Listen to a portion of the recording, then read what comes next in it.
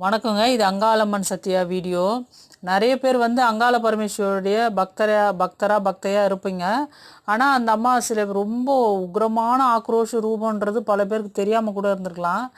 ஏன்னா அந்த அம்மாவுக்கு வந்து இரத்த பலி, உயிர் பலி அந்த மாதிரியான ரொம்ப பலி விஷயங்கள் தான் அந்த அம்மாவுக்கு பண்ணுவாங்க. சாந்தமான தெய்வங்களுக்கு பண்ணுற மாதிரி சக்கரை பொங்கல் வச்சு படைக்கிறது அந்த மாதிரி பண்ணால் கூட அந்த அம்மாவுக்கு ஸ்பெஷலான விஷயம்னா அம்மன்களுக்கு ஆடி மாதத்தில் தேர் இழுத்து கூழ் ஊற்றுவாங்க, அந்த மாதிரி செய்வாங்க, பால் குடம் அந்த மாதிரிலாம் பண்ணுவாங்க. ஆனால் அங்காள பரமேஸ்வரிக்கு மாசியில் அந்த அம்மாவுக்கு தேரோட மருளாடி வருபவளே அப்படின்வாங்க.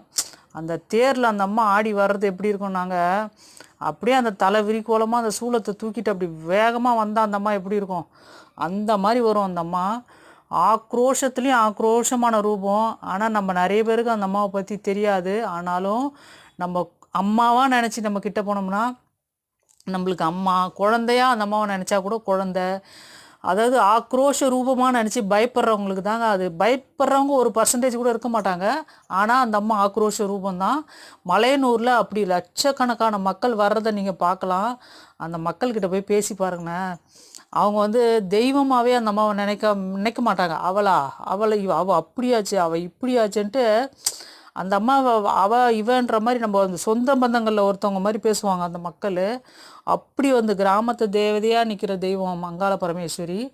ஆனாலும் அந்த அம்மா வந்து நிறைய பேருக்கு அந்த மாந்திரிகம் அந்த மாதிரி விஷயங்கள் பண்ணுறவங்களுக்கு தெரியும் அந்த அம்மா எப்படிப்பட்ட ஆக்ரோஷ ரூபம்ன்ட்டு. ஆனால் சாதாரண மக்களுக்கு அந்த அம்மா என்றைக்குமே ஒரு சாந்தமான ஒரு தெய்வமாக தான் விளங்குறாங்க. நம்ம அம்மானு அந்த வார்த்தையை நம்ம கூப்பிட்டுட்டோம்னா அந்த நம்ம வேண்டுதல் வந்து அப்படியே பலிக்கும். அந்த அம்மா அப்படியே வாக்கில் நிற்கும் அந்த அம்மா. அதுதான் அங்காள பரமேஸ்வரி.